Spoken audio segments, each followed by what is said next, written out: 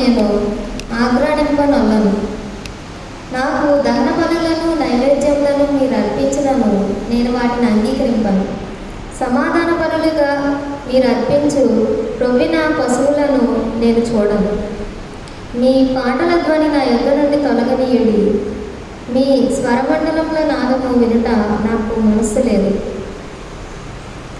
దేవునికి వ్యతిరేకంగా నడుచుట అనేది ఈ దినాల్లోనే మొదలవలేదు.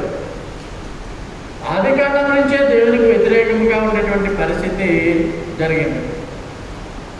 దేవాది దేవుడు సృష్టించినటువంటి తొలి మానవుడే ఆదామే దేవునికి వ్యతిరేకంగా పాపంలో పడిపోయాడు. సో ఏదో పాపము ఈవేళ వచ్చింది, సరైన మార్గంలో మనం ఈ రోజు నుంచే నడవట్లేదు అనుకోవద్దు.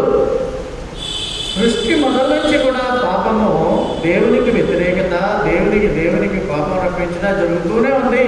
ప్రజలు మారుతూనే ఉన్నారు. మళ్ళా ప్రజలు దేవునికి ఇష్టలవుతున్నారు, ప్రజలకు వ్యతిరేకులు అవుతున్నారు. ఇశ్రాయేలీయులు ఆ విధంగా చేస్తున్నారు. దేవుడు ఇక్కడ ఏమంటున్నాడంటే, I hate and I despise your religious festivals. మీ మతపరమైనటువంటి విశ్వాసాలు, మీ మతపరమైనటువంటి పండుగలను నేను ద్వేషిస్తున్నాను, అసహించుకుంటున్నాను. మీ అసెంబ్లీ చేసేటువంటి ఆరాధన నేను అంగీకరించట్లేదు. అలా రాష్ట్రస్తు మీ నైవేద్యాలు, మీ ఆరాధన నేను అంగీకరించను, మీ బలులు నేను అర్పించను. మీరు చక్కగా పాడుతున్నారే, మీ పాట ధ్వని కూడా నేను ఆలకించను అని అంటున్నాడు ఇశ్రాయేలీయులని. మన పాట ధ్వని ఆయన వింటాడు. ఎందుకంటే we are sincerely wholeheartedly worshipping the God. ఆయన మన స్వరం విని ఎంతగానో ఆనందిస్తున్నాడు. కనుకనే మనము కూడా ఈ లోకంలో ఆనందించుతూ జీవించగలుగుతున్నాం. అదే ఆమోసు గ్రంథంలో 8వ అధ్యాయం 10వ వచనంలో మనం చూస్తే, మీ పండుగ దినములను దుఃఖదినములుగాను మీ పాటలను ప్రలాపములుగాను మార్చుదును. అందరినీ మొలల మీద గోనెపట్ట కట్టుకొని చేయుదును. అందరి తలలు బోడి చేసేదను. ఒకనికి కలుగు ఏకపుత్ర శోకము వంటి ప్రలాపం నేను పుట్టిందును. దాని అంత్యదినము ఘోరమైన శ్రమ దినముగా ఉండును. పండుగలు సరిగ్గా చేసుకోవడం వల్ల నష్టం ఏంటంటే దేవునికి ఉగ్రత వస్తుంది, మన మీద శాపం వస్తుంది అన్నటువంటి విషయాలు ఇక్కడ రాశాడు. ఆ పండుగలు దుఃఖదినాలు అయిపోతాయి. మీరు పాడేటువంటి పాటలన్నీ కూడా ఆ యొక్క దుఃఖ గీతాల కింద ఉంటాయి. జాగ్రత్త అని వార్నింగ్ ఇచ్చారు. ఎందుకంటే యోహాను 4:24 దేవుడు ఏం రాశాడో చూడండి. సరే,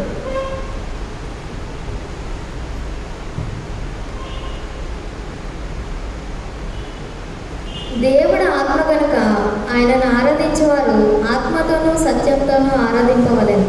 దేవుడు ఒక మనుష్యుడుగా లేక ఒక విగ్రహంగా మన మధ్య ఉంటాడు. ఆయన హీస్ ఎ స్పిరిట్.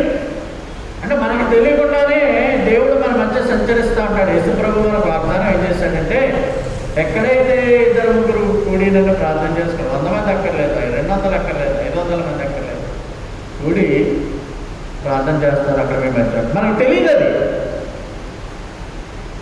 అంటే ఒక స్పిరిట్ని ఆరాధన చేసేటప్పుడు, అంటే దేవుడు ఒక ఆత్మ కనుక ఆత్మపూర్ణులై మనం ఆయన ఆరాధించడం. ఇప్పుడు చూడండి, చక్కగా శ్రీనివాస్ కుటుంబంలో 3 కూడా ఆరాధన చేస్తారు. ఒక పాట ద్వారా 2 విగ్రహారాధన సంబంధికులైనటువంటి వారు వచ్చి దేవుని ఆత్మతో ఆరాధించడం కంటే అంతకంటే ఆనందము దేవునికి ఉండదు, మనకు ఉండదు. ఆత్మ కనుక ఆయన ఆత్మతోనూ సత్యముతోనూ ఆరాధించాలి. సత్యం అంటే యేసుప్రభువే. మనం అందుకనే యేసుప్రభు వారు ఏం చెప్పారు అంటే, యోహాను 17:17 సత్యమందు వారిని ప్రతిష్ఠ చేయము, నీ వాక్యమే సత్యము. దేవుని వాక్యమే, యేసుప్రభువే ఒక సత్యం. Sanctify them by your truth అంటే నీ సత్యములో వారిని ప్రతిష్ఠులుగా చేయి, వారిని ఎస్టాబ్లిష్ చేయి, సత్యములోనే ఉండే విధంగా వారిని చేయి. అంటే దేవుడు చెప్పినటువంటి సత్యములు వాక్యాన్ని అంగీకరించే విధముగా చేయము అని అర్థం. మత్తయి 15:9 ఏముందో ఒకసారి చూద్దాం. మనుషులు కల్పించిన పద్ధతులు దైవోపదేశములని బోధించుచు వారు నన్ను వ్యర్థముగా ఆరాధించుచున్నారు అని యెషయా మిమ్మును గూర్చి ప్రవచించిన మాట సరియే అని వారితో చెప్పు. మనము సృష్టి 6000 సంవత్సరాల క్రిందట మానవ సృష్టి జరిగిందని మనము ఎస్కటాలజికల్ స్టడీస్, అంత్యకాల వర్తమానాలు, భవిష్యత్కాల సంఘటనలో మనం స్టడీ చేస్తాం. అక్కడ మనకి సృష్టి జరిగినప్పటి నుంచి కూడా, ఆదాము అవ్వల దగ్గర నుంచి కూడా, పాత నిబంధన కాలము 4000 సంవత్సరాలు జరిగింది, కొత్త నిబంధన కాలము 2000 సంవత్సరాలు జరిగిపోయింది. ఇప్పుడు అంత్య గడియలో ఉన్నాం. రాత్రి టీవీ ప్రోగ్రాంలో యాస్ట్రాయిడ్ ఏదో 12వ తారీఖు నాడు భూమిని ఢీకొనబోతుంది, అది ఎక్కడ ఢీకొంటుందో తెలియదు. ఇదివరకు రష్యాలో వచ్చిన పడినప్పుడు చాలా నష్టం జరిగింది, మానవాళి విపత్తుల్లో ఉన్నది అనేటువంటి సంఘటనలు మనం వింటున్నప్పుడు భయపడవద్దు. ఎందుకంటే ఇవి జరిగే కాలం, ఇది అంత్యకాలంలో మనం ఉన్నాం. మొదటి కాలం నుండి అంత్యకాలం వరకు కూడా దైవారాధనలో సైతాను తన పద్ధతుల్ని చూపించింది. ఎందుకంటే దేవుని యొక్క పనిని పాడు చేయడం, లేక ఆటంకము కలిగించడం, లేక విఘ్నాతం కలిగించడం, ఈ దేవుని పని, దేవుని బిడ్డలలో పాపులుగా చేసేయడము, దేవుని బిడ్డలను రక్షణ నుంచి వెనక్కి తీసిపోయే విధంగా చేయడము, దేవునికి వ్యతిరేకులుగా మానవ జాతిని చేయడమే దాని పని. కనుక స్టార్టింగ్ ఫ్రమ్ యాడమ్ ఇప్పటి వరకు కూడా దేవునిని ఆరాధించే పద్ధతిలో అనేకమైనటువంటి సాతాను పద్ధతులు మానవ పద్ధతులుగా చూపింపబడ్డాయి. ఏదో టీవీ ప్రోగ్రామ్ ఒకటి పెట్టి చూడండి, బైబిల్కి వ్యతిరేకంగా ఉండేటువంటి విధముగానే వారి యొక్క పరిచర్య ఉంటుంది. నేను చెప్పక్కర్లేదు, చూడండి ఒకసారి. దేవుని యొక్క మాటలు చెబుతూ దేవునిని సంతోషపరిచే విధముగా, దేవునిని మహిమపరిచే విధంగా కాకుండా మనుష్యులను ఆనందపరిచే విధముగా ఆరాధనలు చేయడం, మనుష్యులకు ప్రాధాన్యత ఇచ్చి మనుష్యులను గ్లోరిఫై చేసేటువంటి ఆరాధనలు మొదలైపోయాయి. మనుషులు కల్పించినటువంటి పద్ధతులు, దైవ పద్ధతులు లేనే లేవు. అదే విధముగా మనము చూసినట్లయితే ఇప్పుడు అసలు విషయంలోకి వస్తాం. క్రిస్మస్ పండుగ క్రైస్తవ్యమా? ఇదొక అధ్యయనం అంతే. ఆల్రెడీ రీసెర్చ్ చేసి అనేక గ్రంథాలలో, అనేక వ్యాసాలలో పొందుపరిచిన విషయాలే ఇవి. నా సొంత వాక్యం కానీ, నా సొంత కవిత్వం కానీ కాదు ఇది. అంటే ఏది సత్యమో, ఏది బైబిల్కి దగ్గరగా ఉంటుందో అదే నేను తీసుకుంటా ఉంటాను. అవైలబుల్ మ్యాటర్లో అన్నీ ఇంటర్నెట్లో అవైలబుల్గా ఉంటాయి. అయితే ఏది దేవునికి బైబిల్కి దగ్గరగా ఉంటుందో, is Christmas Christian, is Christmas is a Christianity, ఏమో మాకు తెలియదు అని మీరు అంటారు. క్రిస్మస్ యొక్క అన్యమత మూలాలేంటి? అన్యమతాన్ని ఏమంటారంటే జెంటైల్స్ని అన్యులు అంటారు కదా, దాన్ని ప్యాగన్ అంటారు. ప్యాగనిజం.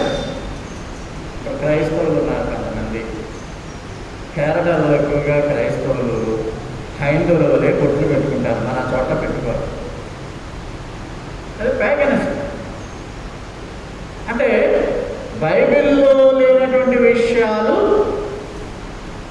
బైబిల్లో ఉన్నట్లుగా భక్తులు చేసే విధముగా వారు చేయడము ప్యాగనిజం అంటారు. అంటే అది భక్తి కాదు, మనుషుల పద్ధతులు. ఉదాహరణకు క్రిస్మస్, వింటర్ ఫెస్టివల్, శీతాకాలంలో క్రిస్మస్ ఆరాధన శీతాకాలంలో చేసుకోవడం అనేది. అదే విధముగా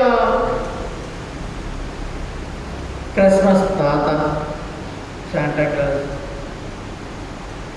ఇంకా కొన్ని క్యారెక్టర్స్ ఉన్నాయి. నిమ్రోదు, తమ్ముదు, సెమిరామిస్. డిసెంబర్ 25న యేసుప్రభు నిజంగా పుట్టాడా? ఈ జస్ట్ మీకు ఏంటంటే మిమ్మల్ని కన్ఫ్యూజ్ చేయడం కాదు, కానీ ఉన్న విషయాలను మీ ముందు ఉంచుతున్నాను. దేవుని యొక్క ఆ యొక్క ఆత్మ ద్వారా నేను మీకు తెలియజేస్తున్నాను. అవి అర్థం చేసుకోండి అంతే. మీరు ఎలా ఉండండి అలా ఉండండి అని నేను చెప్పను, ఎందుకంటే మీ యొక్క అభిష్టానికే ప్రతిదీ వదిలేస్తాను. ఇర్మియా గ్రంథము, ఇప్పుడు క్రిస్మస్ చెట్టు అనేది అన్య పద్ధతి అని బైబిల్లో మొదటి నుంచే రాసేసాడు దేవుడు. ఇర్మియా గ్రంథము 10వ అధ్యాయము 1-8 చదవమ్మా. ఇశ్రాయేలు వంశస్థులారా, యెహోవా మిమ్మల్ని గూర్చి సెలవిచ్చిన మాట వినుడి. యెహోవా సెలవిచ్చుచున్నదేమనగా, అన్యజనుల ఆచారములను అభ్యసింపకుడి. ఆకాశమందు అగపడు చిహ్నములకు జనములు భయపడును, అయితే మీరు వాటికి భయపడకుడి. జనముల ఆచారములు వ్యర్థములు. అడవిలోనప్పుడు చెట్టు నరకనట్లు అది నరకబడును. అది పనివాడు గొడ్డలతో చేసిన పని. వెండి బంగారముల చేత పనివారు దాన్ని అలంకరించరు. అది కదలకి వెళ్ళినట్లు మేకులు పెట్టి సుత్తులతో బిగకొట్టి దాన్ని నిలుపుదురు. ఈ 4 వచనాల్లో ఉన్నటువంటి అర్థం ఏంటంటే, మీరు హైందవ పద్ధతులు కానీ, ముస్లిం పద్ధతులు కానీ, నామకార్థపు క్రైస్తవులు, ఎక్కువగా నామకార్థపు క్రైస్తవులు వెల్ ఎస్టాబ్లిష్, అంటే మేమే క్రైస్తవులము, యేసుప్రభు మా సొంతం అన్న విధంగా భావించేటువంటి కొన్ని మా క్రైస్తవ సంస్థలు ఉంటాయి. వాళ్ళు కూడా మనుషుల పద్ధతుల్లోనే పోతున్నారు.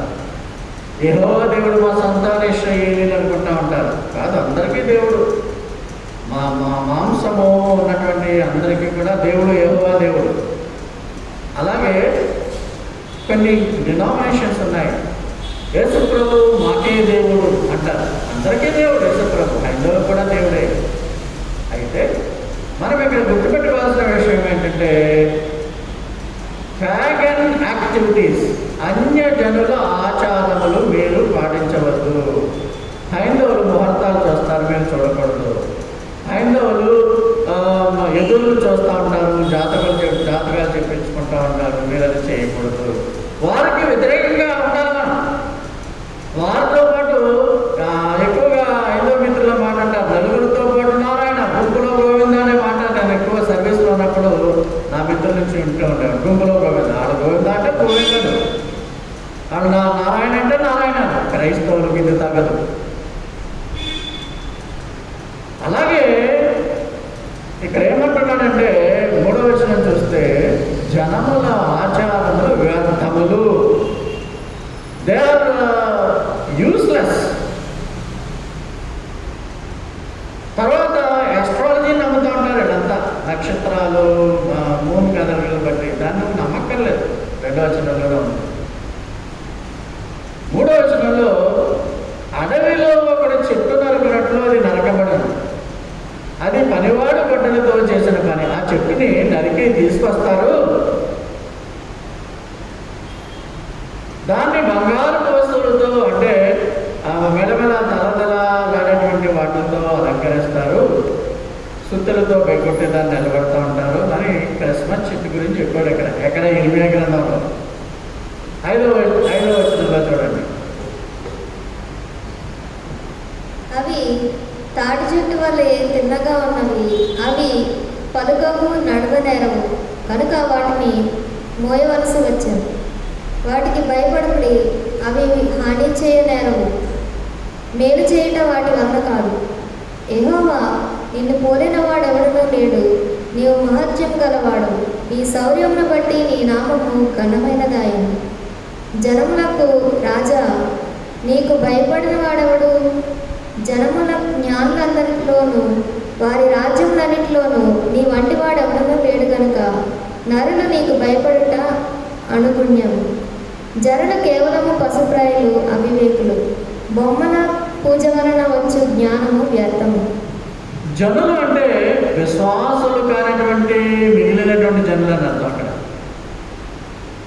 ప్యాగనిస్, అదేవిధంగా జెంటైల్స్, వాళ్ళు పశుప్రాయులు, అవివేకులు. క్రిస్మస్ చెట్టు మన మన ఇంటి మన చర్చ్ ముందే ఉంది ఎక్కువగా చెట్ల పేద, అంటే దాని పేరు ఆర్కేలియా. దాని వాటిని కూడా వచ్చు కాబట్టి ఆ మొక్క బాగుంటుంది అనే ఉద్దేశంతో 20 ఏళ్ళ కింద వేస్తాం ఆర్కేలియా మొక్క. అది క్రిస్మస్ చెట్టు కింద చాలామంది పూజిస్తూ ఉంటారు. ఇక్కడ మెయిన్ ప్రాబ్లం ఏంటంటే యేసు ప్రభువు కంటే మిగతా వాటి మీద ఎక్కువగా కాన్సన్ట్రేషన్ ఉంటుంది. ఇప్పుడు సపోజ్ మనం పెద్ద క్రిస్మస్ ట్రీ తయారు చేస్తాము, బంగారు వస్తువులాగా ఆభరణాలు పెట్టాము, ఆనందించాము, హైందవులు పిలిచాము అనుకోండి, అలాగే బలహీనమైన విశ్వాసం ఉంటుంది క్రైస్తవుల మీద అంత విశ్వాసం. వాళ్ళు వెళ్ళి చెట్టుకి నమస్కారం పెడతారు, కొంతమంది చెట్టుకి. మన వల్ల వాళ్ళు యేసు ప్రభువు మీద చూపించేటువంటి విశ్వాసం చెట్టు మీద పోతుంది. కనుక బొమ్మల పూజ వల్ల వచ్చే జ్ఞానం వ్యర్థము, జనులు కేవలం పశుప్రాయులు అంటున్నాడు. They are just like they are stupid and foolish అని ఇంగ్లీష్లో ఉంది. ఈ కొమ్మలకి గుడ్డికి దానికి అలంకరణ చేసి పూజలు చేయడం ఏంటి అని అప్పటి నుంచే మొదలైంది. అది ఈనాటిది కాదు. సో క్రిస్మస్ దగ్గరికి వచ్చేద్దాం. క్రిస్మస్ ఇలాగ చేయాలని నేనే మీకు నేర్పించలేదు, మనం నేర్చుకున్నాం. ఎక్కడ నేర్చుకున్నామంటే మన తల్లిదండ్రులు లేక మన మిత్రులు వాళ్ళు చేసేటువంటి విధానంలో క్రిస్మస్ని మనము వాళ్ళు చెప్పిన మాటలు హృదయపూర్వకంగా అంగీకరించి మనము వాటిని ఆచరిస్తున్నాము. బైబిల్లో క్రిస్మస్ గురించి ఏమైనా తెలియజేయబడిందని కూడా మనం ఎప్పుడు అడగలేదు. యేసు ప్రభు డిసెంబర్ 25 పుట్టాడా లేదా అనేది మనం ఎప్పుడు బైబిల్లో ఉందా లేదా అని అడగలేదు. శాంతా క్లాస్ క్రిస్మస్ తాత బైబిల్లో ఉన్నాడా లేదని మనం అడగలేదు. గుడ్డిగా మన తల్లిదండ్రులు కానీ మన సంఘంలో బోధింపబడ్డటువంటి విషయాలు కానీ అవే మన మనసులోకి వెళ్ళే మనం సత్యాలని నమ్మి గుడ్డిగా అన్య సంప్రదాయ పద్ధతుల్లో క్రిస్మస్ను ఆచరిస్తున్నాము. ఇర్మియా 10:2 ఏమన్నాడు? అన్య జనముల ఆచారములు అభ్యసింపకుడి. అన్య జనముల వ్యవహారాల్లో విశ్వాసులు వారికిలాగే ఉండకూడదు అని సెలవిస్తున్నాడు. బైబిల్లో ఎక్కడా కూడా క్రిస్మస్ని ఆచరించమని లేదు. యేసు ప్రభు వారు కూడా నా బర్త్డే ఫెస్టివల్, ఇప్పుడు ప్రతి బర్త్డేకి మనం ఏదో సంతోషంగా మన వారిని పిలుచుకొని మనము ఏదో సంతోషంగా భోజనాలు పెట్టుకుని చాలా ప్రార్థన చేసుకుంటాం. యేసు ప్రభు వారు నా బర్త్డే జరిపించమని, డిసెంబర్ 20 నా పుట్టినరోజు జరిపించమని ఆయన శిష్యులకు చెప్పలేదు. యేసు ప్రభు శిలువ మీద మరణించిన తర్వాత తన శిష్యులు కూడా డిసెంబర్ 25 కాదు ఇంకో తేదీన యేసు ప్రభు పుట్టినరోజుని పండుగలు చేసినట్టు ఎక్కడ తెలియజేయబడి బైబిల్లో ఎక్కడ కూడా ప్రస్తావింపబడినటువంటి ఈ యొక్క అన్యమత పద్ధతులలో క్రిస్మస్ను ఆచరించడం అనేది అలవాటైపోయింది. It's a business time for the business people and also it is an income project for the some Christian leaders. Income, ఆ డబ్బు రావడానికి, బిజినెస్ చేసుకోవడానికి. COVID-19 రావడం వల్ల అది సృష్టించారన్నారు కదా, అదొక మ్యాన్ మేడ్ మైక్రో ఆర్గానిజం, సూక్ష్మజీవి. ఆ మనుషులే తయారు చేశారు చైనాలో, ప్రపంచం మీద వదిలారంటే వ్యాపారం పెంచడానికి. శానిటైజర్స్ వ్యాపారం పెరిగిపోయింది. ఈ మాస్కులు పెద్దవాళ్ళు వేసుకోవడం వల్ల మాస్క్ ఇండస్ట్రీ బాగా పెరిగింది. ఇంకా రకరకాల మందులు కూడా ప్రొడక్షన్ బాగా పెరిగిపోయింది, వ్యాక్సిన్ల ప్రొడక్షన్ పెరిగింది. సో ఒక వ్యాధి వస్తే వ్యాధికి సంబంధించిన నివారణకు అనేకమైన వ్యాపార సంస్థలు వర్ధిల్లుతాయి. అదేవిధంగా క్రిస్మస్ అనేది ఒక బిజినెస్ ఐటమ్ కింద మార్చేస్తారు బిగినింగ్ నుంచి కూడా. సో బైబిల్లో క్రిస్మస్ గురించి కొత్త నిబంధనలో కానీ పాత నిబంధనలో కానీ ప్రస్తావనే లేనటువంటి దానిని విశ్వాసులుగా మనం ఏ విధముగా ఆచరించవలెను. బైబిల్లో కొన్ని క్యారెక్టర్స్ ఉన్నాయి, ఆ క్యారెక్టర్స్ గురించి చూద్దాం. నోవా జలప్రళయం గురించి తెలుసు. సమస్త భూతలము కూడా 40 దినాలు భూమి జలప్రళయం కమ్మి జనరేషన్ అంతా నశించిపోయింది. నోవా కుటుంబస్తులు మాత్రమే బ్రతికారు. కొన్ని పక్షులు, కొన్ని జంతువులు ఓడలో ఉన్నవి బ్రతికారని మీకు తెలుసు. ఈ యొక్క పిక్చర్లో నోవాహు 3 పిల్లలు, షేము, హాము, జాపెతు. యాపెతు అని తెలుగులో ఉంటుంది. హాముకు కుషు అనేవాడు, నిమ్రోద్ అనేవాడు పిల్లలు.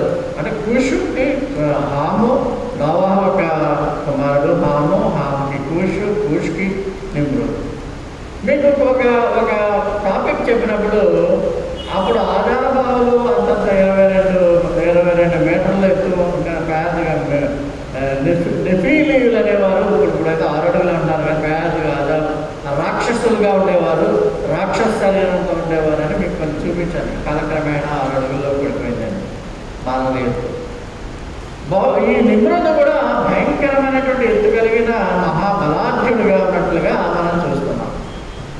బైబిల్లో ఇతని గురించి ఏం రాయబడిందంటే ఆదికాండంలో ఒక మహాబలాఢ్యుడు, తిరుగుబాటుదారుడు, రెబెలియన్ అని రాయబడింది. ఈ నిమ్రోదు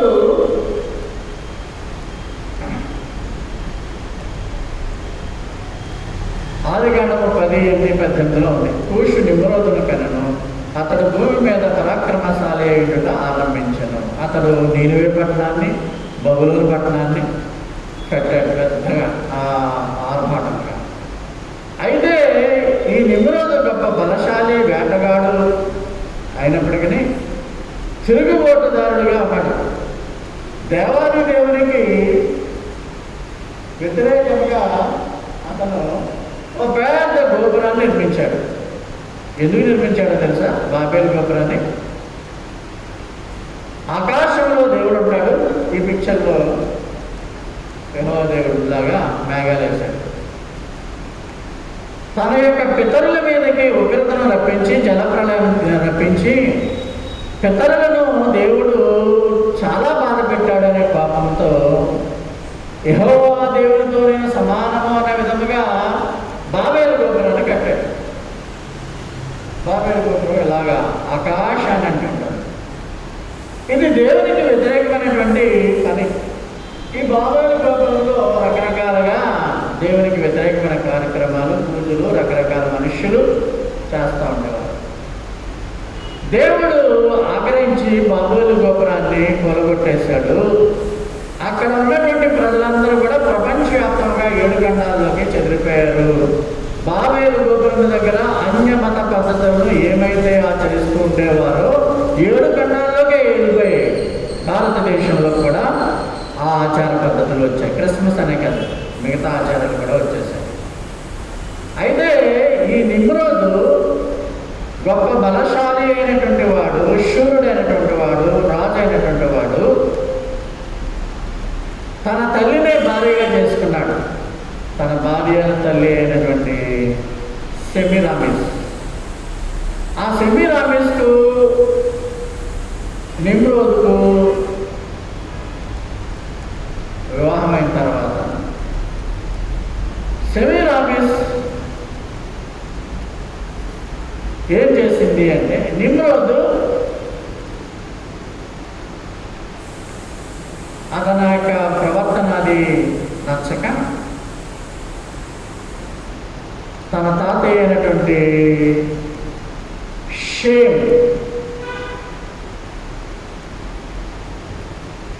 చంపేశాడు. చూడండి,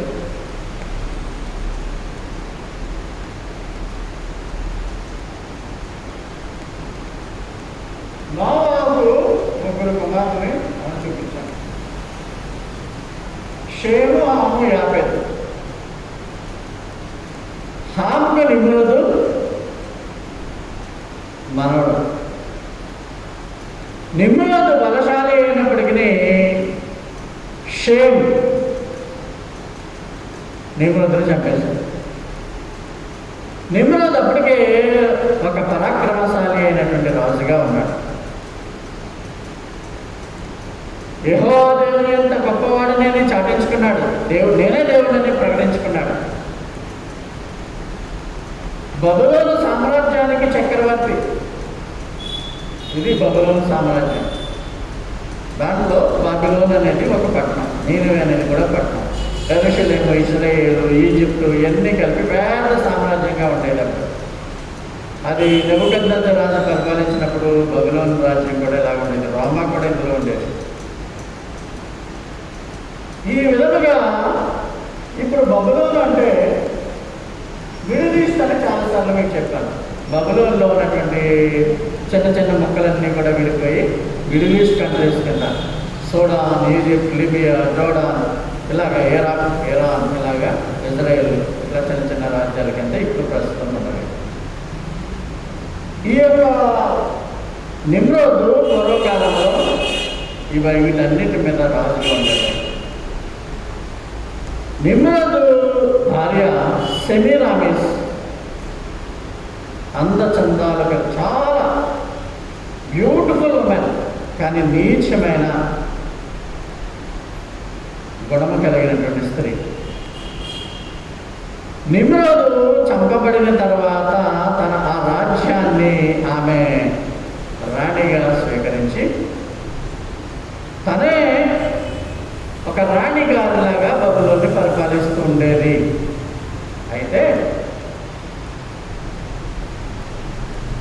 నిమ్రోదు యొక్క ఆ పేరు అలాగే ఉండడానికి ఇప్పుడు చూడండి, రాజకీయ నాయకులు మా తండ్రి గారు గొప్ప ఆయనని ఆ తండ్రి గారి పేరే రాజీవ్ గాంధీ, లేకుంటే ఇందిరాగాంధీ అని ఆ గాంధీల పేరు చెప్పుకుని ఇప్పుడు బతుకుతూ ఉంటారు ఇప్పుడున్న జనరేషన్ కూడా.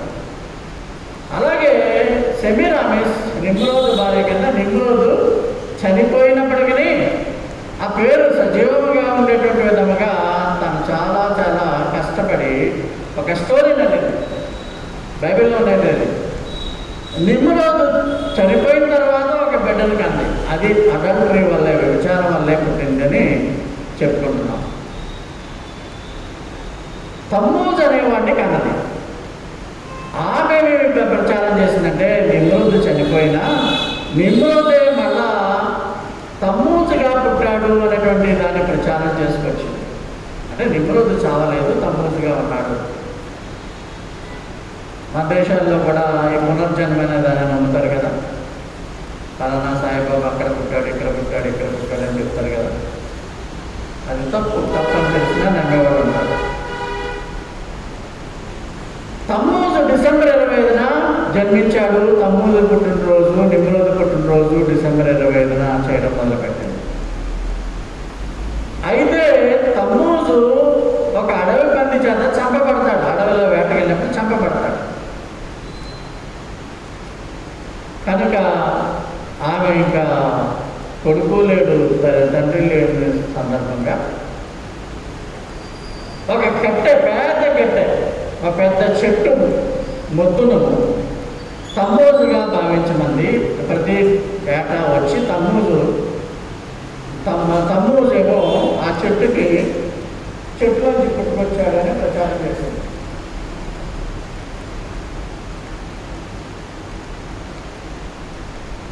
ఈ విధముగా తమ్మూజు చెట్లు మొదల నుంచి పుట్టుకొచ్చాడని. చెట్టు మొదలు నిమ్రోదు,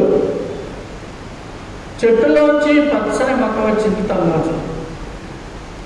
ఇక్కడ కొన్ని బహుమానాల నుంచి ఆ బహుమానాల్ని నిమ్రోదు ఇచ్చాడన్నట్టుగా ప్రచారం చేసి ఈ చెట్టు మొదల నుంచి వచ్చిన మొక్కని పూజించడం మొదలుపెట్టించింది ప్రజలందరి చేత. ఈ విధముగా చెట్టును పూజించడం అనేది ఇర్మియా కూడా గట్టిగా చెప్పాడు, మీరు అలాంటి పద్ధతులు వెళ్ళదు. అఫ్కోర్స్ మనము చెట్టుని మేము పూజించాం. సెమీరామిస్ నిమ్రోదుకి తమ్మూజు పుట్టాడు. తమ్మూజు పుట్టినరోజు అదే విధముగా నిమ్రోదు పుట్టినరోజు డిసెంబర్ 25న జరిగినట్లుగా తెలుస్తుంది. ఈ మదర్ అండ్ వైఫ్ ఆల్సో ఈమెని బైబిల్లోనే రాసింది. వాక్యాన్ని కూడా మేము చూపిస్తాను. క్వీన్ ఆఫ్ హెవెన్, పరలోక ప్రాణి అన్నట్టుగా ప్రచారం చేస్తాం. అందుకని ఎంత అందమన్నా గుణం సరిగ్గా లేకపోతే వాళ్ళని చాలామంది విమర్శిస్తూ ఉంటారు, గుణం సరిగ్గా లేదు అని. ఈ సెమీరా సెమీరామిస్ అనేది సెక్స్ గాడ్ అని కూడా అంటూ ఉంటారు. గమనించి ఏంటంటే షేము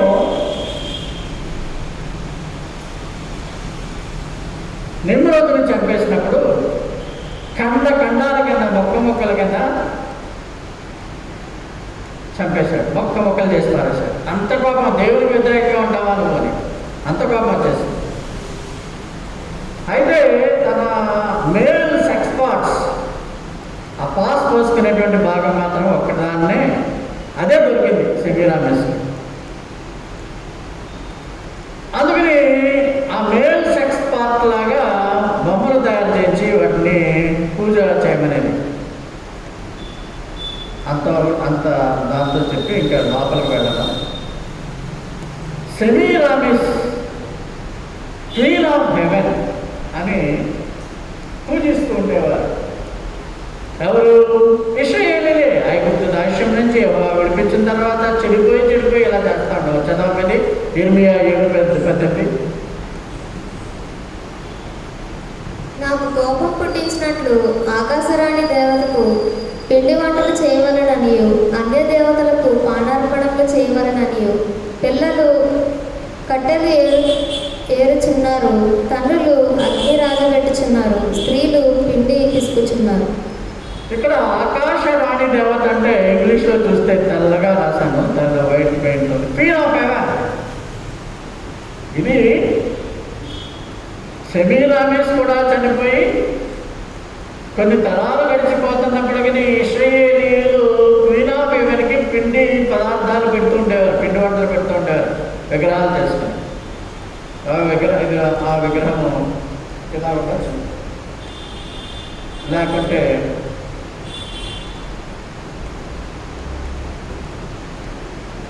తర్వాత చూపిస్తాను, ఇంకొక బొమ్మ కూడా చూపిస్తాను.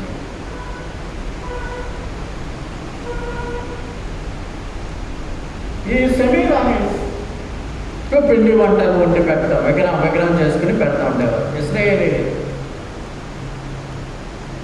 నేను కొన్నిసార్లు అబ్జర్వ్ చేశాను, చనిపోయినటువంటి పితరులకు పిండి వంటలు ఇంట్లోనే బొమ్మల దగ్గర పెట్టడం అనేది హైందవుల దగ్గర చూశాను నేను. చనిపోయిన వాళ్ళు ఎందుకు పెడుతున్నారంటే వాళ్ళు వచ్చి తింటారు. ఇంకోటి పిండ ప్రదానం చేస్తూ ఉంటారు హైందవులు. గోదావరి గట్టుకు వెళ్ళిపోయి కొన్ని పదార్థాలు వాళ్ళ పితృ దేవతలకు, అంటే అమ్మా నాన్నలు బంధువులు చనిపోయిన వాళ్ళకి ఆహారం పెట్టడం.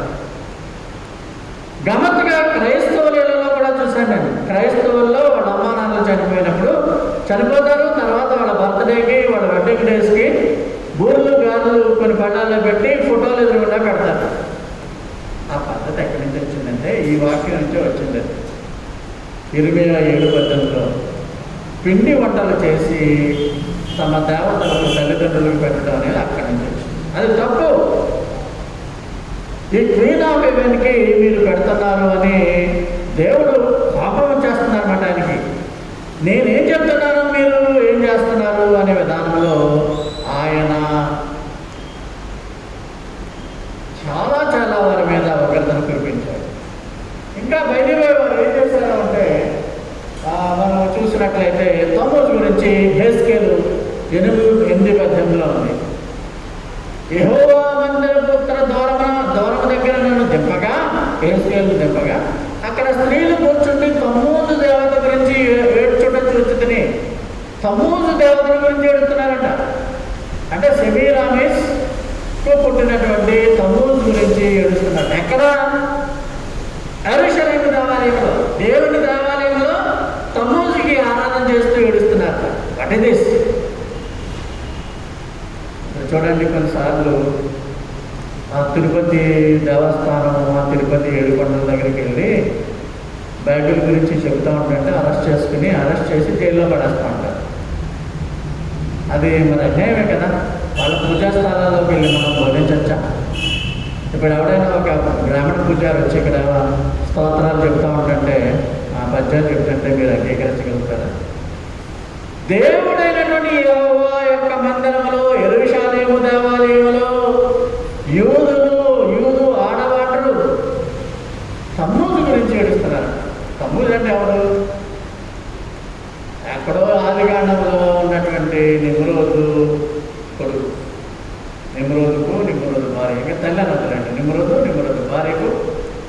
సరిగ్గా పుట్టలేదు, వ్యభిచారం వల్ల పుట్టాడు, ఆయన వాళ్ళ కొడుకు కింద బ్రాండెడ్ అయ్యాడు. వాడి గురించి వీళ్ళు ఏడుస్తున్నారు. అంటే అక్కడేమో పిండి వంటలు, ఇరిమియాలేమో పిండి వంటలని చూసాం, 27:18. ఇక్కడేమో ఏడుస్తున్నారు. చాలామంది చనిపోయిన వారి గురించి విలపిస్తూ ఉంటారు. ఒక్కొక్కసారి విలాపములు ఇక్కడి నుంచి వచ్చాయి, తమ్ముడు జాతి గురించి ఆడడం. ఇంకా తల్లి బిడ్డల ఆరాధన అనేది ఎక్కడ మొదలైందో చూద్దాం. నిమ్రోదు దేవుడే, సన్ గాడ్ అనేవారు. దేవుడు నిమ్రోదు అనేవాడు పూజించడం అలవాటు చేశారు. Sun god. ఇప్పుడు కూడా సూర్య భగవాన్ని పూజించడం ఉంటుంది కదా చాలామంది హైందవులు. సో ఉదయమే లేచి ఆ గోదావరి లేకుండా నిలబడి పూజలు చేస్తూ ఉంటారు. గమ్మత్తుగా యునైటెడ్ స్టేట్స్ వాళ్ళు 1990లో క్రిస్మస్కి సెమీరామిస్ నిమ్రోదు యొక్క అవతారము, తమ్మూజ్ యొక్క ఫోటోని స్టాంప్ మీద విడుదల చేశారు. అంటే గవర్నమెంట్ కూడా బుద్ధిహీనత, వాళ్ళకి తెలియదు. పోపు జానపాలు చెప్పాడు, వేసేసాడంతే. ఇది మేరీ మాత యేసు ప్రభువు కాదు. సెమీరామిస్ తమ్మూజు స్టాంపును కూడా అమెరికా వాడు రీసెంట్గానే 1990లో విడుదల చేశారు. ఈ క్రిస్మస్ సెలబ్రేషన్ అనే దాన్ని మనము ఒక అన్య మతములో జరిగినటువంటి పండుగను క్రిస్మస్గా మార్చేశారు గ్రాడ్యువల్గా. ఇంకా క్రిస్మస్ పద్ధతుల్లో వచ్చినటువంటి విషయాలు మేము తెలుస్తాం. ఈ కేకులు గీకులు అనేవి ఎలాగొచ్చే చూద్దాం. You'll long decor. You'll long అంటే ఒక పెద్ద చెక్క దెమ్మ. చెక్క దెమ్మ అంటేనే ఎవరు? నిమ్రుడు. దాని నుంచి వచ్చినటువంటి పచ్చదనంగా వచ్చినటువంటి కొమ్మ తమ్మూజ్. అంటే పచ్చని చెట్టు ఆరాధన తమ్మూజ్ పుట్టినరోజు. చెట్టు, పెద్ద చెట్టుని క్రిస్మస్ ఈవ్లో అది పెట్టి పూజిస్తూ ఉంటారు. మనం పూజిస్తాం దేనికి వందనాలు. అలాగే క్యాంప్ ఫైర్ వేస్తూ ఉంటారు. దొంగలు ఇలా యూల్లోని క్యాంప్ ఫైర్ కింద వేస్తారు. అంటే దొంగలతో క్యాంప్ ఫైర్ వేయడం అనేది, లేక దొంగలను కాల్చి వేయడం అనేది ఒక అన్య పండుగ రోజున చేస్తారు మన దేశంలో, మన వీధుల్లో కూడా జరుగుతుంది. ఏంటో తెలుసండి? ఏ పండుగ చెప్పగలరా? భోగి పండుగ. ఆ బాబేలు గోపురం దగ్గర నేర్చుకున్నటువంటి అన్నీ కూడా మొత్తం ప్రపంచవ్యాప్తంగా ఈ 6 సంవత్సరాల్లో వ్యాపించిపోయి భోగి పండుగ. అదే విధంగా ఇది ఏమనిపిస్తుంది మీకు?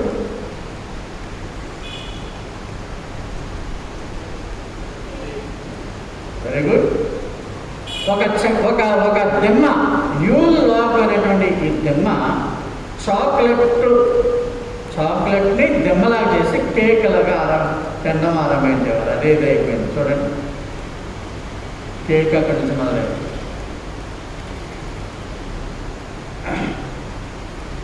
కాబట్టి తల్లి బిడ్డల యొక్క ఆరాధన అనేది రోమన్ క్యాథలిక్లు మొదలుపెట్టారు. అంటే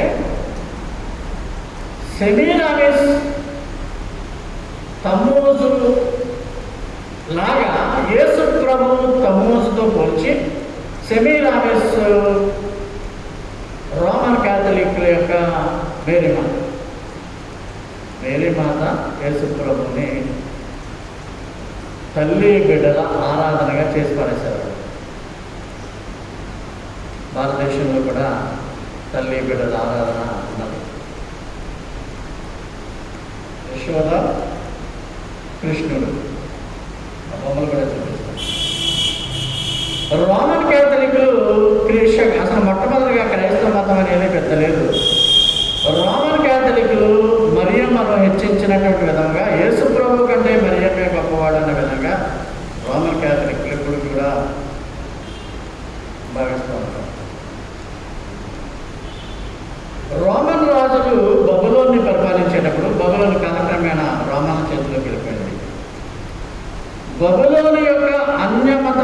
పద్ధతులు, అక్కడ సూర్య భగవానుడిని ప్రేమించడము, నిమ్రోదు తమోజు దినోత్సవాలు ఇవన్నింటినీ కూడా జూలియస్ సీజర్ అనేవాడు రోమారాజ్యంలో ప్రవేశపెట్టాడు. చరిత్రను అధ్యయనం చేస్తే క్రీస్తు శకం 300, ఇప్పుడు మనం 2021లో ఉన్నాం, 300 సంవత్సరం వరకు, క్రీస్తు శకం 300 సంవత్సరాల వరకు క్రైస్తవులుగా అనబడేవారు క్రిస్మస్ ఆరాధన జరిపేవారు కాదు.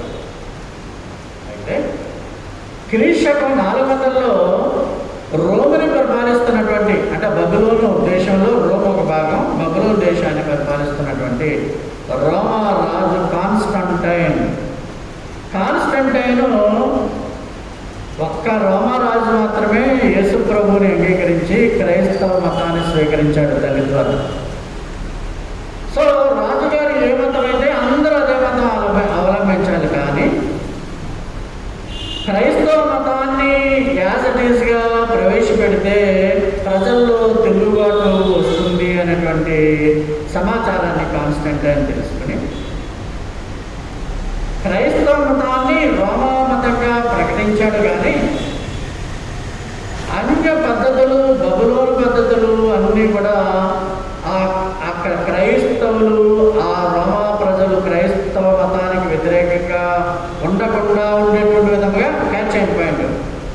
రోమా ప్రజలు క్రైస్తవ మతానికి వ్యతిరేకంగా ఉండకుండా ఉండేటువంటి విధంగా ఆ రోమా ప్రజలు అప్పటికే అన్య పద్ధతులను ఆచరిస్తూ ఉన్నారు. నిమ్రోదు పుట్టుక, తమోజు పుట్టుక, డిసెంబర్ 25, ఆ విధంగా ఈ పుట్టుకలు సూర్య భగవాను ఆరాధించడం ఇవన్నీ కూడా ఆచరిస్తున్నారు. కనుక వాళ్ళు ఎలాగా మారరు కనుక ఏం చేశారు అంటే, క్రైస్తవ మతానికి ప్రజలంతా కూడా, రోమా ప్రజలంతా కూడా వ్యతిరేకం చూపించుకుంటా ఉండేటువంటి విధంగా కాన్స్టంటైన్ ఏం చేశారంటే, వాళ్ళ అన్యమత ఆచారాలకు క్రైస్తవాన్ని కలిపేశాడు. అంటే బబులోను నిమ్రోదు ఆరాధన పద్ధతులు క్రైస్తవంగా మార్చేస్తాడు. అది కూడా యేసు ప్రభు ఆరాధన, క్రైస్తవ ఆరాధన అన్నట్టుగా. అంటే క్రైస్తవ్యం ముసుగులో, క్రైస్తవ్యం అనేటువంటి ముసుగుంది. బబులోను అన్య దేశాల అన్య ప్రజల యొక్క అన్య మత పద్ధతులన్నీ కూడా క్రైస్తవ ముసుగులో, క్రైస్తవ పద్ధతుల కింద మారిపోయాయి. మీకు ఇంకా చెప్తాను. యేసు ప్రభు పేరు యేసు ప్రభు కాదు, జీసస్ క్రైస్ట్ కూడా కాదు. మరి ఇప్పుడు ఏం చేస్తాం? ఏమి చేయలేము. అందుకనే దాన్ని అలాగే కంటిన్యూ చేస్తాం. యెషూవా, హీబ్రూ క్రైస్తవులు యేసుక్రీస్తు, జీసస్ క్రైస్ట్ అంటానికి ఒప్పుకోరు. దేవుని కుమారుడైన మెస్సియా అనాలి, లేకుంటే యెషూవా. కాన్స్టంటైన్ ఏం చేశాడు? యెషూవా అంటే ఇది క్రైస్తవ మతం లాగా ఉంటుంది కనుక ప్రజలంతా తిరుగుబాటు చేస్తారు కనుక ఓకే, డిసెంబర్ 25 నిమ్రోదు పుట్టినరోజును యేసు ప్రభు పుట్టినరోజు అన్నాడు, అలా మార్చి పారేశాడు. ఓకే, ఆటో కూడా నిమ్రోదు తమోజు పుట్టినరోజు, యేసు ప్రభు పుట్టినరోజు, అందరు పుట్టినరోజులు ఆ రోజు అన్నట్టుగా క్రైస్తవానికి వ్యతిరేకము కాలేదు. మారడి కానీ ప్రజలు మార్చడానికి ఆ విధంగా అన్య పద్ధతుల్లో క్రైస్తవ ముసుగులో పెట్టేశారు. రోమా గాడ్ జియస్ అని ఒకరు ఉన్నాడు, రోమా దేవుడు. రెండవ ఈ పిక్చర్లో కృష్ణుడు, భారతదేశం. వీళ్ళందరూ యేసు ప్రభు కంటే ముందు పుట్టినోళ్ళే. ఈ కాన్స్టంటైన్ ఏం చేశాడు? యెషూవా అంటే వాళ్ళకి మెస్సియా అని తెలిసిపోతుంది, వ్యతిరేకిస్తున్నారు కాబట్టి, రోమా ప్రజలు, యూదులు కూడా వ్యతిరేకిస్తున్నారు కాబట్టి కొత్త దేవుడిని స్థాపించాడు. ఈ జీఎస్ని కృష్ణని కలిపేసి జీసస్ క్రైస్ట్ అన్నమాట. యాక్చువల్గా జీసస్ క్రైస్ట్ ఎవరు? యెషూవా. యెషూవా ఎవరు? మెస్సియా. మెస్సియా అందరూ యెషూవా అంటే సపోజ్ సత్యనారాయణ అనే పేరు ఉంది. బాప్తిస్మం రోజుని అతని పేరు జాన్ కింద మార్చాడు. యాక్చువల్గా సత్యనారాయణ జాన్ అయిపోయాడు. హైదరాబాద్ దగ్గరేమో సత్యనారాయణ అంటాడు, చర్చిలోకి వచ్చినప్పుడు ఏమంటాడు? John Mark. అలాగే యేసు ప్రభు, జీసస్ క్రైస్ట్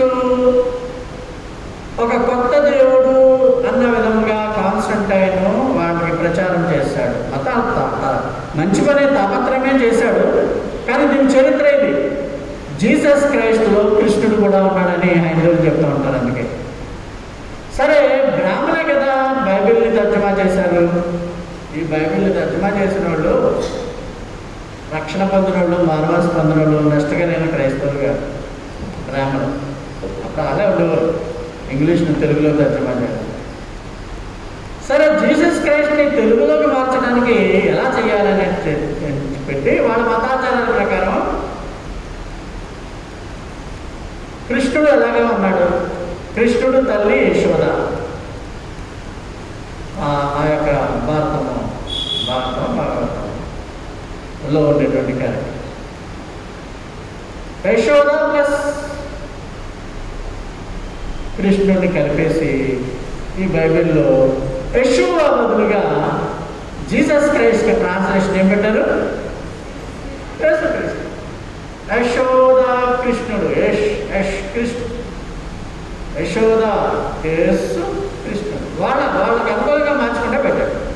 ఇప్పుడు మనం వాటిని ఖండించట్లేదు, చరిత్ర చెప్తున్నాను అంతే. మరి ఇప్పుడు యేసుక్రీస్తుని మార్చేయండి అంటే యశో అంటే బైబిల్లో అసలు ఇదే 152 వందల కిందట వచ్చింది.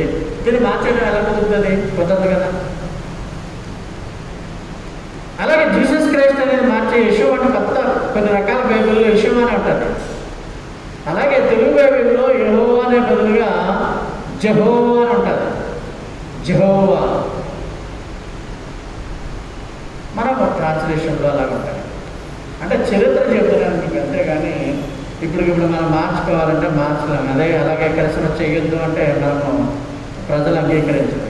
ఈ ఆర్టికల్ నేను అంచకాల వర్తమానాల్లో చివరి రాశాను. ఎంతో విమర్శ వచ్చింది, చాలా క్రిటిసిజం వచ్చింది. అయినా సత్యాలు ఉంటాయి.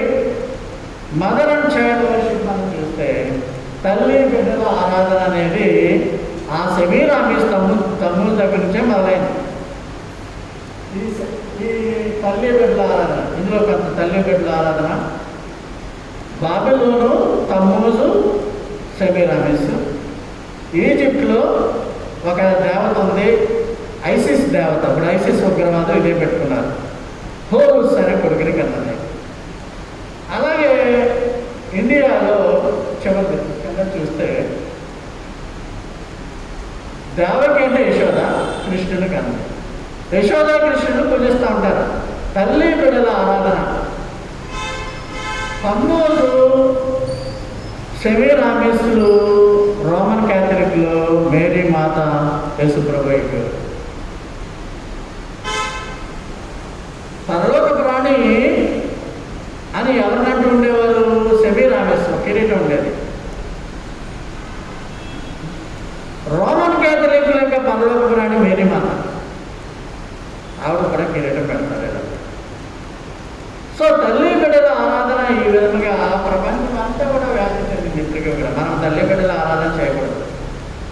సెమీరామీస్ ఈ విధముగా రోమ్లో అష్టారోతు దేవత అయిపోయింది. సో సెమీరామీస్ ప్రపంచవ్యాప్తంగా రకరకాల పేర్లతో పిలువబడుతుంది. గ్రీస్లో Aphrodite, ఇస్రాయేల్లో అష్టారోత్, రోమ్లో Venus, ఈజిప్ట్లో ISIS, ఎఫెసస్లో Diana. Diana పేరు పెట్టుకుంటారు కదా, డయానా అంటే సెమీరామీస్కి వేరే పేరు. ఇండియాలో దేవకి, చైనాలో షింగ్మో, హోలీ మదర్. తల్లి బిడ్డల ఆరాధన ఈ ప్రపంచవ్యాప్తంగా 7 ఖండాలు ఎందుకు మొదలైంది ఇది అంటే బాబేలు గోపురం దగ్గర మొదలైనటువంటి పూజలు పునస్కారాలు అన్నీ కూడా భారతదేశం మొత్తం ప్రపంచం అంతా కూడా వ్యాప్తి పొందింది. తమ్మూజ్ అంటే క్యూపిడ్ అని కూడా, మన్మధుడు అని కూడా అంటూ ఉంటారు. మన్మథ బాణం అంటారు చూసారా, తమ్మూజ్. సైలెంట్ నైట్ పాట మీరు చూస్తే చక్కగా పాడతారు అంతా క్రిస్మస్ రోజు, మంచిదే. Silent night, holy night, all is dark, all is bright, on your virgin mother and child. Virgin mother and child. ఇంకా మదర్ వర్జిన్ ఎలా ఉంటుంది? మదర్ ఆదరణ చేయండి, పూజించమని సైలెంట్ నైట్లో ఉంటుంది. పాప వాళ్ళకి ఎన్ని మనకున్నంత జ్ఞానం ఉండేది కాదు ఇప్పుడు ఉన్నటువంటి ఇంగ్లీష్ వాళ్ళు కానీ రైటర్స్ కానీ. ఇందులో కూడా తల్లి బిడ్డల ఆరాధన, స్లీప్ ఇన్ హెవెన్లీ పీస్, అది అలా జాగ్రత్త పడతాను. ఓకే, మంచిదే.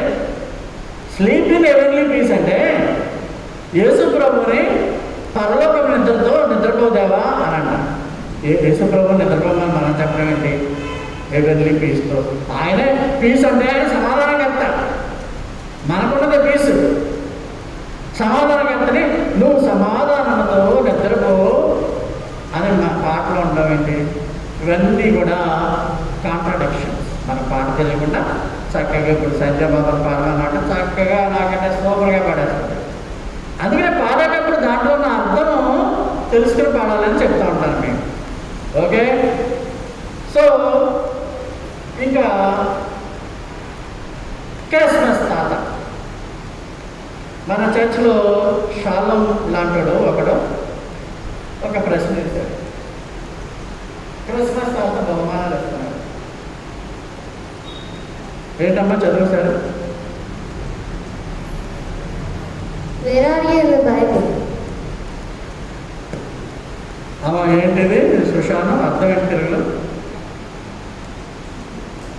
బైబిల్లో ఎక్కడ ఉంది? బైబిల్లో ఎక్కడ ఉన్నది? ఓ క్రిస్మస్ తాత బహుమానాలు చేస్తున్నావు క్రిస్మస్ రోజున, బైబిల్లో ఎక్కడన్నా చెప్పు. చర్చా పోయేటోడే ఈ కుర్రోడు. వాడు విన్నాడు అనమాట నా ప్రసంగం. అప్పుడు క్రిస్మస్ తాత బైబిల్లో లేదని చెప్పేస్తాడు కదా. ఏ పద్ధతి లేదు, ఆచారం అంటే క్రిస్మస్ తాత అనేది ఒక ఆచారం కింద మొదలెట్టారు. బ్రిటిష్ వాడు తక్కువ కాదు, మన బ్రెయిన్ గారు అంటాడు. వీళ్ళు ఈ పద్ధతులన్నీ ప్రవేశపెట్టారు ఆ దేశం. ఇవి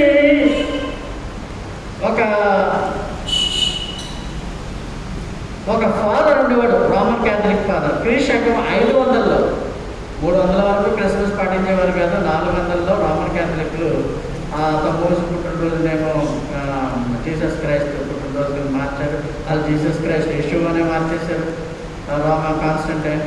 అయితే క్రీశకం 5వ శతాబ్దంలో ఒక బిషప్ గారు, అతను శాంతా క్లాస్ అనేటువంటి పేరు, అతని పిల్లల్ని ప్రేమించి ఎక్కువగా బహుమానాలు ఇస్తూ ఉండేవాడు. ఆ బహుమానాలు ఇచ్చేటప్పుడు ఈ రోమన్ క్యాథలిక్ బిషప్ గారు చనిపోయిన తర్వాత ఆయనలాగా అలంకరించుకుని బహుమానాలు ఇవ్వడం మొదలుపెట్టారు. బైబిల్లో లేదు ఎక్కడ ఇది. అసలు క్రిస్మస్ అనేది వింటర్ ఫెస్టివల్ కాదు. అందుకని నేను అడుగుతున్నట్టు బైబిల్ ఎక్కడ ఉంది?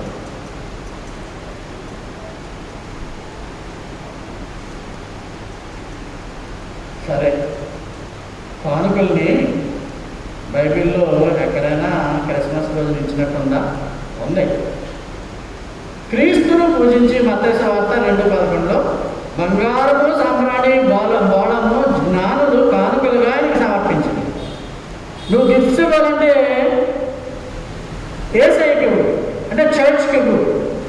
అంతేగాని స్నేహితులకి ఇవ్వమని అందరికీ నీ డబ్బంతా పాడు చేయమని కాదు అర్థం. అర్థమంతా మీకు? నిమ్రోదు జన్మదినోత్సవాన్ని కూడా బహుమతులు ఇచ్చేవాడు. నిమ్రోదే తెచ్చి పెడతా ఉండేవాడు అక్కడని ఒక మోసపూరితమైనటువంటి భావనను సెమీ రమేష్ కల్పించింది. నువ్వు ఒకవేళ క్రిస్మస్ రోజున బహుమానం వల్ల ఇవ్వాలంటే చర్చ్ కానుక మిగతా వాళ్ళందరికీ దాన ధర్మాలు చేయడానికి. సరే, క్రిస్మస్ చెట్టును పూజించడం ఒక విగ్రహారాధన. నిమ్రోదు పునర్జన్మగా తమ్మూది పుట్టాడని చెప్పాం కదా, పచ్చని చెట్టు. ఆ పచ్చని చెట్టును అలంకరించడం అనేది ఆ కాలం నుంచే మొదలైంది. బాబిలోను మతంలో చెట్టు చుట్టూ పాము మాత్రం ఉండేది. ఏదోనే వనంలో కూడా మీకు చెట్టు చుట్టూ పాము.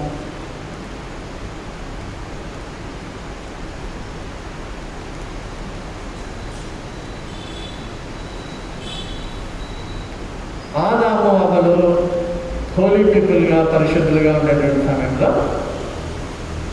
పాము రూపంలో సాతాను వచ్చి ఇద్దరిని మోసం చేసి ఒకనే అవన మోసం చేస్తుంది, ఇద్దరు మోసం.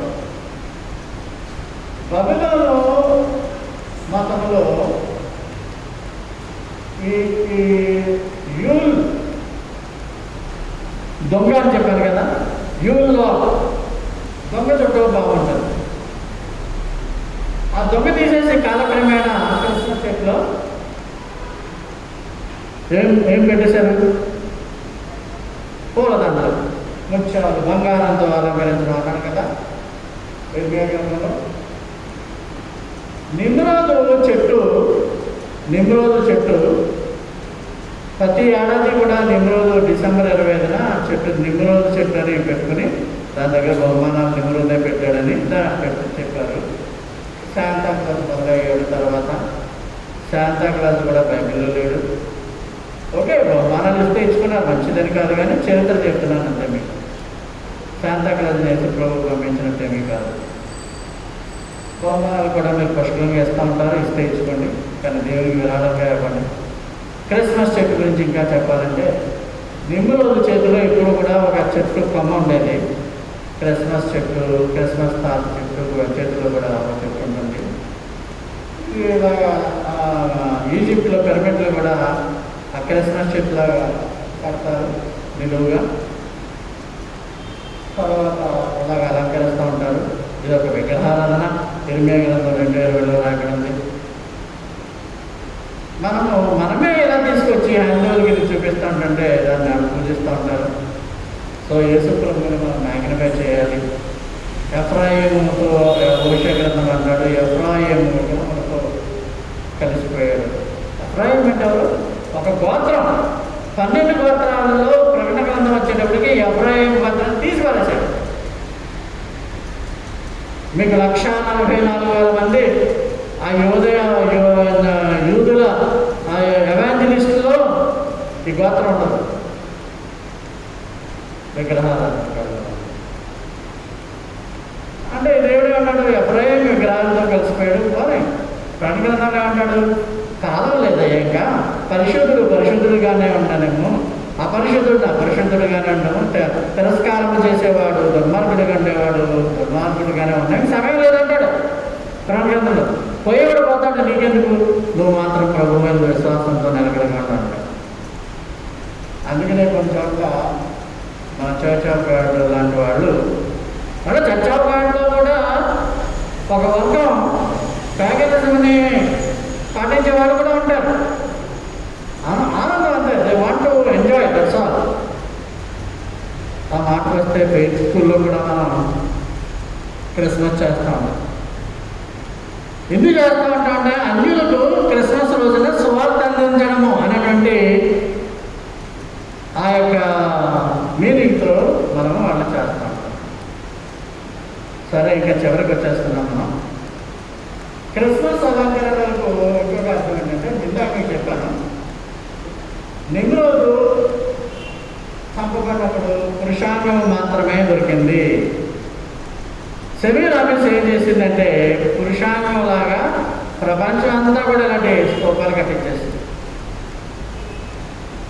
బాబిలోను గోపురం లాగా పురుషాంగము, నిమ్రోజు పురుషాంగాన్ని పూజించాను. ఇవి ప్రపంచవ్యాప్తంగా ఈఫిల్ టవరు, ఆ టవరు, ఈ టవరు, హైందవ దేవాలయాల్లో కూడా దేవాలయం ఎదురకుండా ఒక ధ్వజస్తంభం మనం కడతారు. ఆ మాట వస్తే యెరూషలేము దేవాలయంలో కూడా బోయేజు జాకెట్లు కూడా స్తంభాలు. ఇవన్నీ పురాతన అన్య పద్ధతుల్లోంచి వచ్చేసాయి. దేవుని ఇంట్లో చంపబడిపోయి మార్చేద్దామంటే ఏ పనులు కదా. అందుకనే ఒక రాజు, మొన్ననే చెప్పాను మీకు, ఆ రాజు దావీదు వంశానికి చెందినటువంటి రాజు మొత్తం ఆ యెరూషలేములో తన రాజ్యంలో ఉన్నటువంటి దేవతా స్తంభాలన్నింటినీ కూడా పడగొట్టేశాడు. అందుకనే దేవునికి ఇష్టడుగా ఉన్నాడని మీకు చెప్పడం జరిగింది. ఇక హైందవులు పూజించే విధానంలో శివాలయంలో లింగం అంటే పురుషలింగం అన్నమాట, పురుషుడి యొక్క సెక్స్ ఆర్గాన్, దానికి పూజలు చేస్తూ ఉంటారు. ఎలా పెట్టుకుంటారు? అక్కడ సెమీరామేస్ మొదలుపెట్టింది పురుషాంగాన్ని పూజించడం. ద్వితీయోపదేశకాండం 12:30 అంటాడు దేవుడు, వారి దేవతలను ఆశ్రయింపబడి ఈ జనములు తమ దేవతలను కొలిచినట్లు నేను చేసేదనని అనుకుంటా జాగ్రత్తగా ఉండవాలి. ఇవి యెహోవా పద్ధతులు అనుకుని మీరు అనుకోవచ్చు. వారి దేవతలకి ఎలాగా యూదులే అలాగే చేస్తున్నారు. తమ దేవతలకు వారు చేసినట్లు నువ్వు నీ దేవుడైన యెహోవాకు చేయకూడదు. కొంతమంది అన్యమతాలను ఆచరిస్తున్నారు, నువ్వు అలా చేయకూడదు అని చెప్తున్నారు. తర్వాత డిసెంబర్ 25న క్రిస్మస్. అవునా కాదు? బైబిల్లో లేదు. ఇంకొకటి ఏంటంటే ఇక్కడ ఒక మాట చదువుతాను. లోక ఆ దేశంలో కొందరు గొర్రెల కాపర్లు పొలంలో ఉండి రాత్రి వేళ తమ మందను కాచుకొంచుండగా ప్రభుదూత వారి యొద్దకు వచ్చి నిలిచాను. ప్రభు మహిమ వారి చుట్టూ ప్రకాశించినందున వారు మిక్కిలి భయపడేది. గొర్రెల కాపరులు పొలంలో ఉండి చలి కాసుకోవట్లేదు. రాత్రి వేళ సాధారణంగా యూదుల్లో గొర్రెలను కాసుకునే విధానంలో ఇళ్ల దగ్గర నుంచి గొర్రెలు తీసుకుపోయి పంట పొలాలలో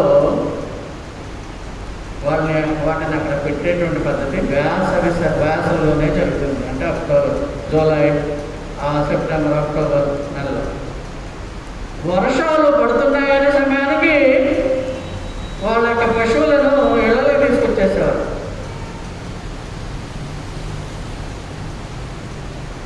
అంటే గృహముల యొద్ద తమ గొర్రెలను వేసవి కాలంలోనే పొలంలోనికి తీసుకుని వెళ్ళి అక్కడనే వాటిని కాసుకునే పద్ధతి ఇశ్రాయేలులో ఉన్నది.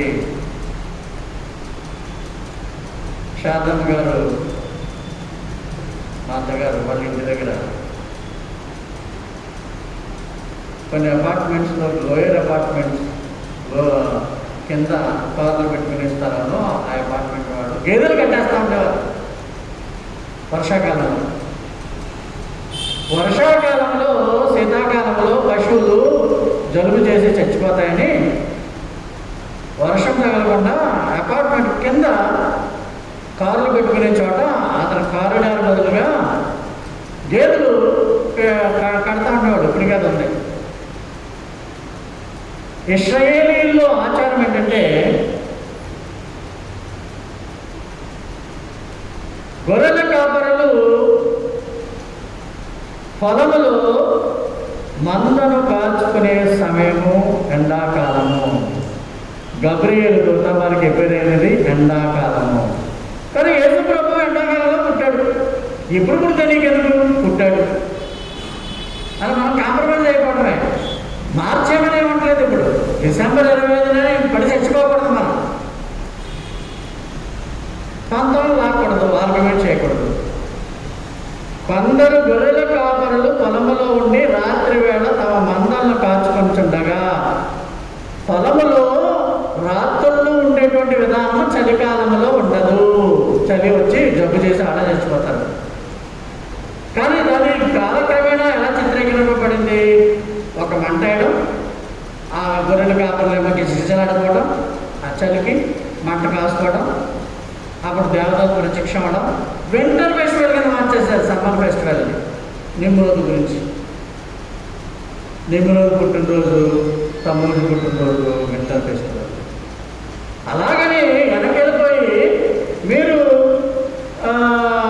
మళ్ళా దేవుడు చెప్పాడు కదంటే మీకు ఇష్టమైతే క్రిస్మస్ చేసుకోవడం మానేయండి, అంతేగాని ఇతరులను విమర్శించద్దు. డిసెంబర్ 25న మన చాలామంది బుద్ధుడు పుట్టినరోజు ఉంటుంది, కృష్ణుడు పుట్టినరోజు ఉంటుంది, తమ్ముడి పుట్టినరోజు ఉంటుంది, ఇంకా చాలామంది దేవతలు ఉన్నారు. వీళ్ళందరూ పుట్టినరోజు డిసెంబర్ 25న ఉంది. సరే, క్రైస్తవులు క్రిస్మస్ను జరపవచ్చా లేదా? బబిలోను పద్ధతులు నిమ్రోజు పుట్టుగా ఈ దినాల మూలం నుంచి క్రిస్మస్, ఈస్టర్ కూడా అలాగే వచ్చింది ఉన్నాయి కనుక క్రీస్తు నామం బట్టి అన్యాచార పద్ధతుల్లో క్రిస్మస్ను జరపవచ్చా? నిమ్రోజు పుట్టుగా బదులుగా క్రీస్తు పుట్టుగా మార్చేశాడు కదా కాన్స్టంటైన్. ఈ క్రిస్మస్ చెట్టు, శాంతాక్లాజు, బహుమానాలు, చూపించుకోవడాలు చేయవచ్చునా లేదా? చెప్పాలి అంటే అన్య ఆచార పద్ధతులు చేయుట వలన దేవుని ఆగ్రహానికి మీరు గురవ్వాల్సి వస్తుంది. కొరింథీయులకు రాసిన మొదటి పత్రిక 8వ అధ్యాయంలో ఉన్నాడంటే ఈ మ్యాటర్ అంతా చదవడానికి టైం ఉంది, కానీ ఇప్పటికే 5-10 నిమిషాలు అయిపోయింది. కొరింథీ సంఘంలో అన్య జాతి పద్ధతుల నుంచి వచ్చిన వారు ఉన్నారు. ఇప్పుడు మన సంఘంలో కూడా 4-5 కుటుంబాలు విగ్రహారాధన కుటుంబంలో నుంచి వచ్చిన వాడే. ప్రభావతి గారు రావట్లేదు, కానీ వాడు పక్క విగ్రహారాధకుడు, బ్రాహ్మిన్స్.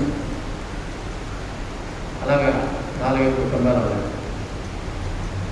కొరింథీ సంఘంలో కూడా అలాంటి వాళ్ళు ఉండబట్టి వాళ్ళు విగ్రహారాధన చేస్తూ ఉండేవారు, ప్రభువుని అంగీకరించారు. అయితే వారు ప్రసాదాలు తినడం మొదలుపెట్టేవారు. అంటే విగ్రహాలకు ఇచ్చినటువంటి ప్రసాదాలను వారు తింటూ ఉండేవారు. ఎందుకంటే వాళ్ళకు బలహీనమైన మనసాక్షి ఉంది. అంటే వాళ్ళ మనసాక్షి బలమైనది కాదు. దేవుడు ఏమంటాడంటే ఈ కొరింథీయులకు రాసిన పత్రికలోనే వాళ్ళు తింటే తిన్నారు, కానీ బలమైన విశ్వాసం కలిగినటువంటి మీరు కూడా దేవతలకు పెట్టినటువంటి ప్రసాదాలు మీరు కూడా తినేస్తా అంటే అన్య దేవతలు అనుసరించి చేసే పూజలు, పురస్కారాలు, క్రిస్మస్ పద్ధతులు ఇతర క్రైస్తవులు కూడా పాటిస్తూ ఉంటే వాటిని కూడా మీరు పాటిస్తూ ఉంటే, ఓ నిబద్ధమైన క్రైస్తవులారా, తిరిగి జన్మించిన క్రైస్తవులారా, ఒక బలమైనటువంటి విశ్వాసాలను దేవుడు మిమ్మల్ని భావిస్తున్నటువంటి సంఘమా, మీరు కూడా ప్రసాదాలు తినేస్తూ ఉంటే బలహీనమైన మనస్సాక్షి గలవాడు వాడైతున్నాడు కదా, పాస్టర్ గారు ఏమంది కొట్టేస్తున్నాడు కదా, మనం చాలా మంది కంపేర్ చేసి మన పాస్టర్ గారు ఎలా ఉన్నాడు కదా, ఇతరులు చూసి చెడిపోతూ ఉంటారు. కనుక అజ్ఞానులే కాక మీ సహోదరులను వాళ్ళ మనస్సాక్షి పాడైపోయే విధముగా, వారు విశ్వాస భ్రష్టులయ్యే విధముగా మీరు వారిని క్రీస్తుకు విరోధులుగా చేసి పాపం చేసిన వారు అవుతున్నారని కొరింథీయులకు రాసిన పత్రిక 10వ అధ్యాయంలో క్లియర్గా, 8వ అధ్యాయంలో క్లియర్గా రాసి అన్నారు. అంటే మరి క్రిస్మస్ మేము జరిపించుకోవచ్చా పాస్టర్ గారు అంటే సమాధానం మీ దగ్గర నుంచే వస్తుంది.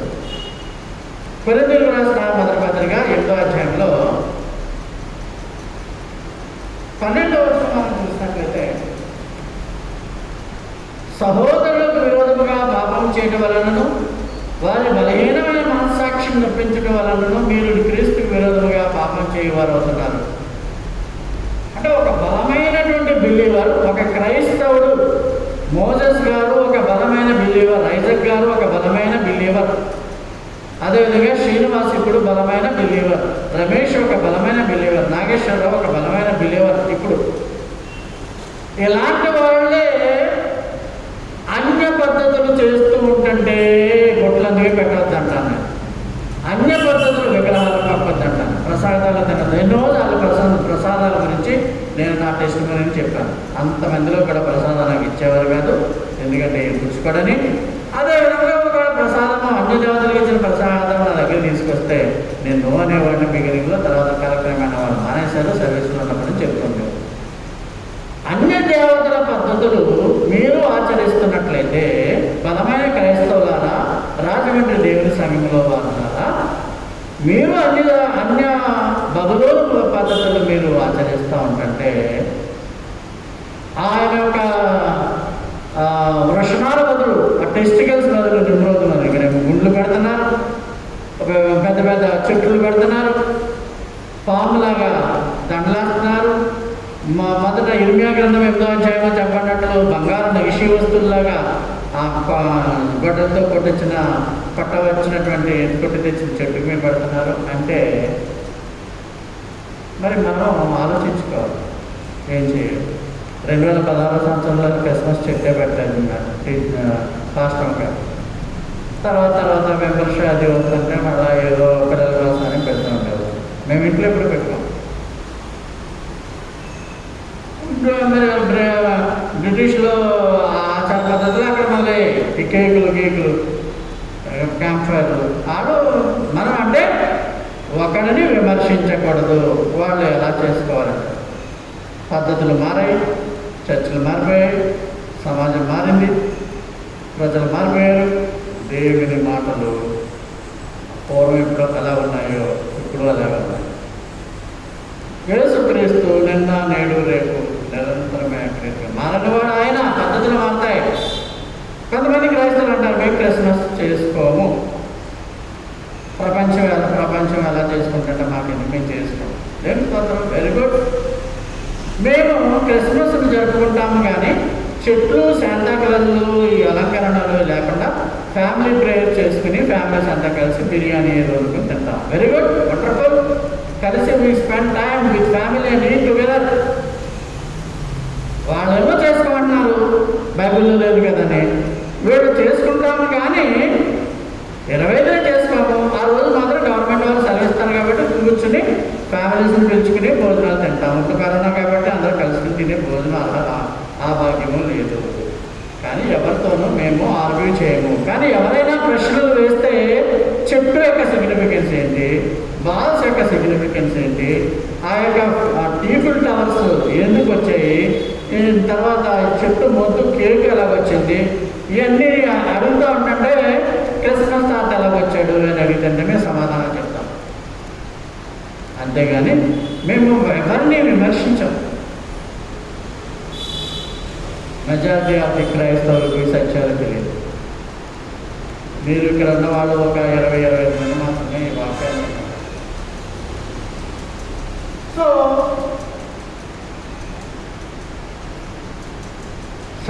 ముందుగానే చెప్పాను మీకు, సత్యమును అర్థం చేసుకునే ఆత్మ దేవుడు మీకు అనుగ్రహించును గాక. సత్యమును స్వీకరించే ఆత్మ దేవుడు మిమ్మల్ని అనుగ్రహించును గాక. మీరు ఎంతమందిలో ఆ స్పిరిట్ పనిచేస్తుందో నాకు తెలియదు. Celebrate the Christmas. దేవుని మహిమపరచండి. రాక వర్తమానాలు ఎన్నో విన్నాము. ఆయన పుట్టుక అయిపోయింది, ఆయన మరణం అయిపోయింది, తిరిగి వచ్చే దశలో ఉన్నాం, మధ్య ఆకాశానికి వచ్చే దశలో ఉన్నాం. ఆస్ట్రాయిడ్ పడితే 12వ తరం పెడితే పండవండి. మనము సజీవులుగా పరలోకంలో ఎల్లవేళలా ఉండేటువంటి వారముగా దేవుడు చేస్తాడు. 7 లక్షలు వస్తున్నాయి భూమి మీదకి. ఆయన మధ్య ఆకాశానికి వస్తున్నాడు. మన తీసుకుపోతాడు, పరలోకంలో 7 ఏళ్ళు ఇస్తాడు, తర్వాత భూమి మీదకి 1000 ఏళ్ల పాలన, తర్వాత నూతన ఇవన్నీ చెప్పండి. అంతేగాని హ్యాపీ క్రిస్మస్ బాలయేసుకు స్వాగతం, డాన్స్ వేసుకోవడాలు, చిట్టు బాలుడు కానీ యేసు ప్రభువుని చూపించడం, మేరీ మాత యేసు ప్రభు మీరు చక్షణకి ఎదురేస్తారు. May your spirit be light and may your heart be filled with God's merit.